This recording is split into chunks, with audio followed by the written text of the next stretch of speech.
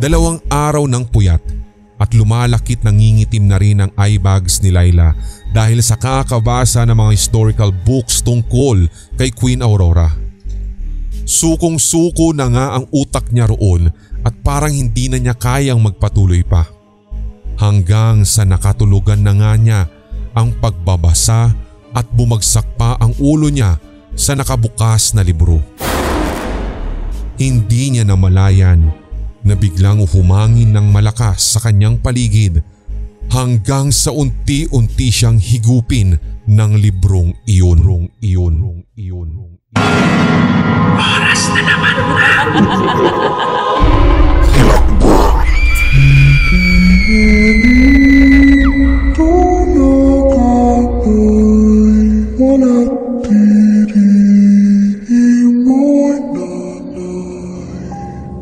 Queen Aurora IV of Floptropica. Siya ang pinag-uusapan ngayon sa internet. Kamakailan lang ay biglang sumikat at pumutok ang kanyang pangalan matapos maungkat ang kanyang kasaysayan noong kapanahunan niya. Sa edad lamang na 13, naging reyna na siya ng kanilang bansa matapos sumakabilang buhay ang ina niyang si Queen Eudora. Maagang naipasa sa kanya ang napakataas at napakabigat na katungkulan na hindi kalaunan ay nagawa rin naman niya. Sa unang taon ng kanyang panunungkulan, marami na raw siyang nagawang pagbabago sa kanilang bansa na sobrang napakinabangan ng kanilang mga tao. Kabilang na nga rito ang karagdagang suporta sa kanilang puwersa, panibagong mga kagamitang pandigma at mas masaganang pamumuhay sa mga tao.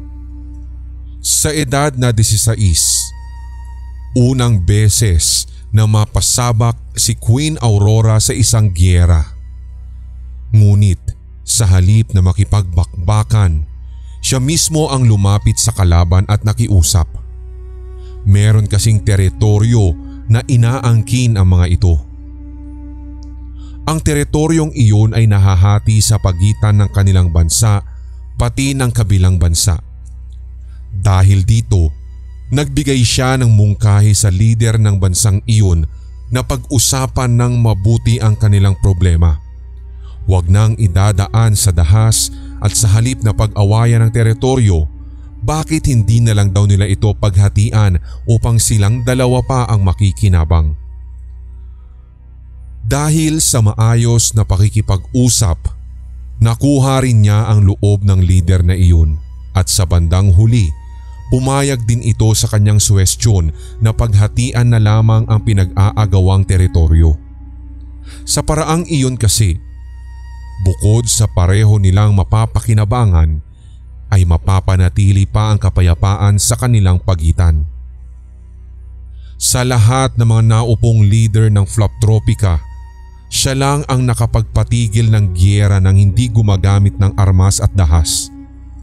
Dahil doon ay nakumbinsi lalo ang kanyang mga mamamayan na epektibong leader ang isang babae.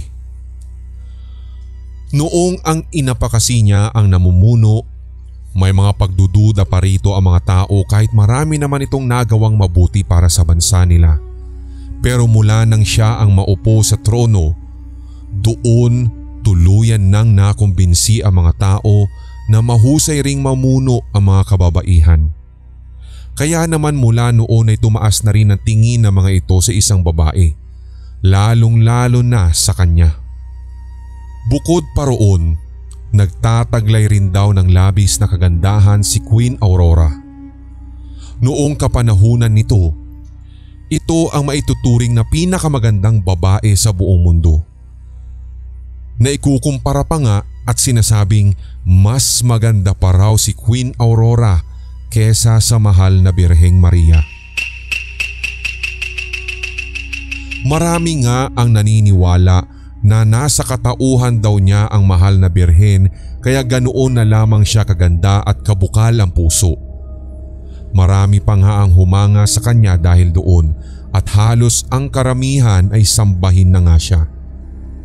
Bukod din doon, marami pa siyang nagawa sa kanilang bansa na talagang nakatulong sa kanilang ekonomiya. Lalo ring tumaas ang tingin ng marami sa kanilang bansa at sila ay labis na ginalang, nirespeto at kinatakutan. Pero syempre, may ilang parte rin sa kasaysayan ni Queen Aurora na masasabing hindi ganoon kaganda at hindi rin iyon na itago. Kagaya na lamang ng tungkol sa love life nito. Ayon sa kasaysayan, namatay raw na single o walang asawa ang reyna. Mahigit 100 lalaki raw ang tinanggihan nito noon. Masyado raw nitong ibinuhos ang buhay sa pagpapaunlad sa sariling bansa hanggang sa nalimutan na nga nito ang pagmamahal at makahanap ng kabiyak ng puso. Lahat ng mga ito ay kalat na kalat ngayon sa internet. Popular topic din ang mga video edits na may mukha ni Queen Aurora IV sa mga reels at TikTok. Sinasabing lahat daw ng tagumpay na tinatamasa ng bansang Floptropica ngayon ay dahil din sa reyna nilang iyon. Ipinanganak ito noong 1612. Pumanaw naman ito noong 1643. May isa itong painting na ipininta raw ng isa sa mga tauhan nito noong 1642 at ang painting na iyon ang kaisa-isang bagay na magpapatunay sa existence ni Queen Aurora. Nakadisplay ang naturang painting sa isang museo sa Floptropica at ang larawan ng babae sa painting na iyon ang palagi ring popular na topic ngayon sa internet. Sa isang subject ni Laila, ang ibinigay na topic sa kanya para gawa ng defense ay ang talambuhay ni Queen Aurora. Maghanap daw siya ng isang bagay na paniniwalaan ng mga tao ngayon dito at patunayan daw niya na hindi iyon totoo. Napakahirap ng ibinigay na paksa kay Laila. Paano naman niya hahalungkatin ang buhay ng taong matagal nang patay at lalong-lalo na hindi niya naabutan ang period kung kailan ito namuhay? Paano pa niya malalaman kung alin ang mga kumakalat ngayon sa internet ang hindi totoo tungkol dito? Dalawang araw ng puyat at lumalakit nangingitim na rin ang eye bags ni Laila dahil sa kakabasa ng mga historical books tungkol kay Queen Aurora. Sukong-suko na nga ang utak niya roon at parang hindi na niya kayang magpatuloy pa. Hanggang sa nakatulugan na nga niya ang pagbabasa at bumagsak pa ang ulo niya sa nakabukas na libro. Hindi niya namalayan na biglang humangin ng malakas sa kanyang paligid hanggang sa unti-unti siyang higupin ng librong iyon.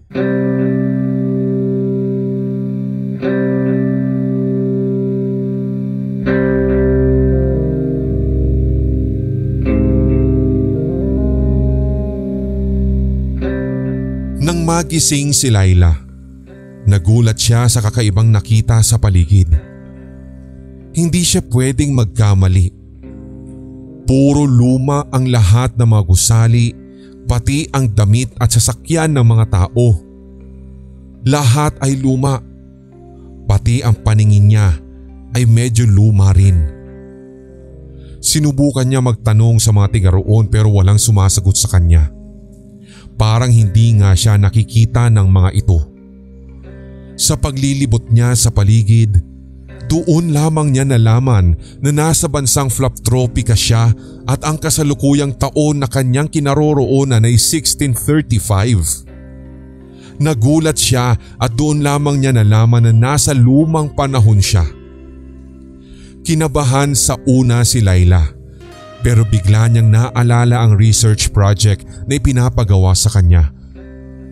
Sa isang banda, inisip niyang mukhang ito na ang tamang pagkakataon para maisagawa iyon. Kaya naman, agad ay hinanap niya si Queen Aurora. Nakita niyang binubuhat ito ng mga tauhan sa isang makalumang pangtransportasyon. Pero nagtaka siya dahil iba ang itsura nito. Ang layo ng anyo nito kumpara sa painting na kanyang nalaman at hanggang sa kasalukuyan ay nag-e-exist. Ang nasa painting kasi ay isang babae na mas maganda pa talaga sa mahal na birhen. Pero sa nakikita niya ngayon ay kabaliktaran. Salungat ang itsura ni Queen Aurora. Pareho lang ng damit sa painting, pero ang reyna sa kanyang harapan ngayon ay talagang ubod ng pangit. Tad-tad ng kulugo, walang kasuklay-suklay ang buhok, ubod pa ng taba at tila walang alam kundi kumain ng kumain dahil sa itsura ng buong katawan nito. Sinubukan niya itong lapitan pero hindi siya nito nakikita. Hindi niya alam kung ano ang mararamdaman niya sa mga nangyayari. Andun na yung pagtataka pero pumapaibabaw ang pagkatakot. Natapilok pa nga siya pero wala man lamang tumulong sa kanya. Sinundan niya ang reyna hanggang sa dalhin ito sa palasyo nito. Dahil nga tila invisible siya sa paningin ng mga tao ng panahong iyon, madali siyang nakapasok sa loob nang walang kahirap-hirap. Doon niya nakita ang buhay ni Queen Aurora sa loob. Wala itong ginawa kundi ang kumain. Masungit din ito sa tauhan at sa mga katulong, pati sa kilos, pananamit at pananalita. Napakalayo nito sa kung ano ang pagkakakilala rito ng mga tao sa kasalukuyan. Parang ibang tao ang kaharap niya. Sa mga sumunod na araw, nakita naman niya kung paano talikuran ng isang lalaki si Queen Aurora. Ito mismo ang lumalapit sa lalaki para makipagkaibigan, pero walang lalaki na gustong pumatol dito dahil sa napakapangit nitong pagmumuka. Isang kasinungalingan na naman ang nakita niya, na hindi naman pala talaga totoong maraming nireject na lalaki noon ng reyna, dahil ang totoo pala'y siya mismo ang nire-reject na mga lalaking nilalapitan at kinakaibigan nito. Dahil doon, nakaramdam ng panlulumo si Layla. Sa loob ng ilang linggo na pananatili niya roon, marami siyang natuklasan tungkol kay Queen Aurora. Lahat ng mga pinaniniwalaan dito ng mga tao sa kasalukuyan ay kabaligtaran ng lahat ng mga nalaman niya dito noon.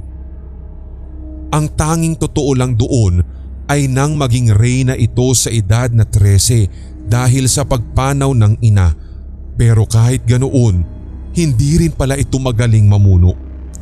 Lagi lang itong umaasa sa mga sinasabi ng tauhan katulad ni Hilda. Ito pala ang halos lahat ng gumagawa ng trabaho para sa kanya. Katunayan nga, hindi naman din ito ang gumawa ng kapayapaan sa bansa, kundi ang ina nito mismo na inangkin lang nito. Alam niya iyon dahil nakita niyang sinabi ito mismo ng reyna sa tauhan nitong si Hilda. Nagbigay pa ng utos si Queen Aurora na gumawa raw ito ng isang aklat na magsasabing ito ang nagbigay ng kaunlaran at kapayapaan sa bansa at huwag na raw banggitin kahit kailan kahit isang letra ang pangalan ng ina nito sa gagawing aklat. Sobrang sumama ang loob ni Layla sa mga natuklasan.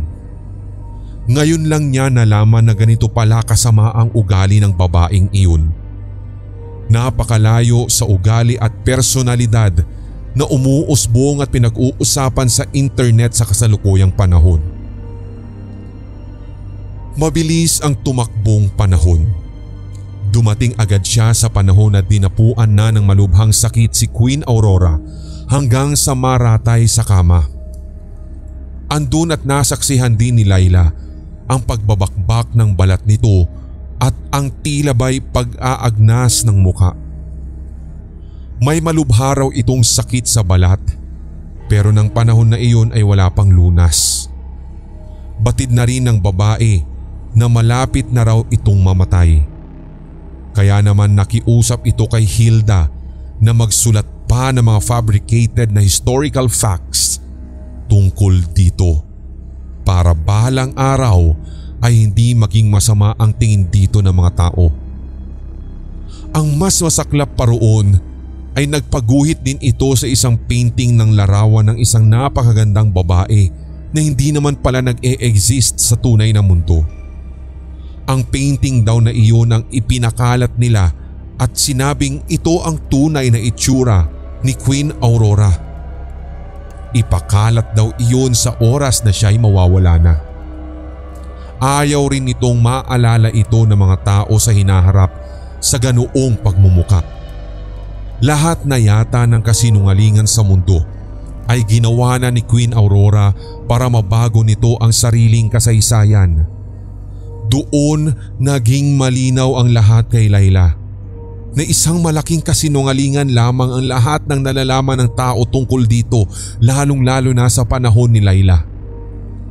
Sa pagkamatay naman ng reyna ng sumunod na taon, doon pa lang siya hinigop ng kung anong puwersa hanggang sa makabalik na siya sa kasalukuyang mundo. Agad niyang inalam ang oras at petsa at nagulat siya dahil isang araw lang pala siyang nawala at nakatulog. Samantalang pakiramdam niya ay dekada ang itinagal niya sa lumang panahon ni na Queen Aurora. Ngunit dahil sa nangyari, alam na ni Layla kung paano gagawin ang research project niya. Hindi niya alam kung anong elemento ang meron sa librong ito na humigop sa kanya, pero malaki ang pasasalamat niya dahil dito nalaman niya ang buong katotohanan patungkol kay Queen Aurora. At ito na ang balak niyang isiwalat na gagawin niya sa research project. Ang research project na ide-defend pa niya sa kanilang propesor. Habang isinusulat niya iyon sa isang papel, biglang may lumitaw sa harap ng salamin kung saan siya nakaupo. Laking gulat ni Layla nang lumitaw roon ang mabalasik na anyo ni Queen Aurora. Galit na galit at naglilihab ang mga mata nito. Bago pa siya makagalaw ay bigla na lamang nabasag ang salamin sa harapan niya. At sa lakas ng impact ay napuruhan ng kanyang muka at maraming dugo ang nawala sa kanya. Bumagsak ang ulo ni Layla sa papel na pinagsusulatan niya. Ang dugong bumakas dito ang nagpapunit sa papel hanggang sa matakpan na ng kanyang pulang likido at namantsahan ang naisulat niya. Wala nang makakabasa pa iyon at wala nang makakaalam pa sa malagim na lihim ng reynang mapagpanggap sa kasaysayan ng mundong ibabaw.